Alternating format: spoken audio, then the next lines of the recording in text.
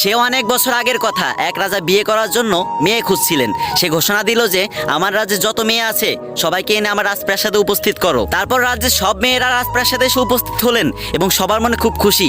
সবাই ভাবতেছে রাজা যদি আমাকে বিয়ে করে তাহলে আমি এ রাজ্যের রানী হব, আমি কত সুখী না হব। তারপর রাজা প্রত্যেকটা মেয়ের হাতে একটি গোলাপের বীজ ধরিয়ে দিলেন আর বললেন, যে মেয়ে 6 মাসের মধ্যে এই গোলাপের বীজ থেকে গোলাপ ফুল তৈরি করতে পারবে আমি তাকেই বিয়ে করব, সেই হবে আমার রানী। 6 মাস পরে এসে সব মেয়েরা রাজপ্রাসাদে উপস্থিত হলেন। কারো হাতে লাল গোলাপ, কারো হাতে হলুদ গোলাপ, কারো হাতে সাদা গোলাপ ছিল, কিন্তু শুধু একটা মেয়ের হাতেই কোনো গোলাপ ছিল না, রাজার দেয়া সেই বীজটি ছিল। মেয়েটি প্রাসাদের এক কোনায় দাঁড়িয়েছিল। তখন রাজামশাই তাকে বলল, এই মেয়ে এদিকে আসো।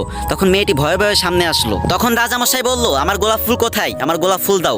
তখন মেয়েটি কান্না করতে লাগলো এবং মাথা নিচু করে বলল, রাজামশাই আমি অনেক চেষ্টা করেছি, কিন্তু আপনার এই বীজ থেকে আমি গোলাপ ফুল উৎপাদন করতে পারিনি, আমাকে আপনি শাস্তি দিয়েন না, আমাকে আপনি মাফ করে দেন। তখন রাজামশাই সিংহাসন থেকে নেমে মেয়েটার সামনে আসলো আর বলল, তুমি একমাত্র আমার রানী হওয়ার যোগ্যতা রাখো, কারণ আমি যে বীজগুলো দিয়েছিলাম সেই বীজগুলো সিদ্ধ বীজ ছিল, সেই বীজ থেকে তো কখনো গাছই তৈরি হবে না, আর ফুল কিভাবে তৈরি হবে। সব মেয়েরাই রানী হওয়ার লোভে আমাকে মিথ্যা কথা বলেছে, কিন্তু এক নামে সততা দেখে আমি মুগ্ধ হয়েছি, তাই আজকে থেকে এ আমার রানী। তারপর রাজা সেই গরিব মেয়েকেই বিয়ে করলেন। এই গল্পের শিক্ষণীয় বিষয় হচ্ছে এটাই, সত্যের জয় সব সময় সুনিশ্চিত।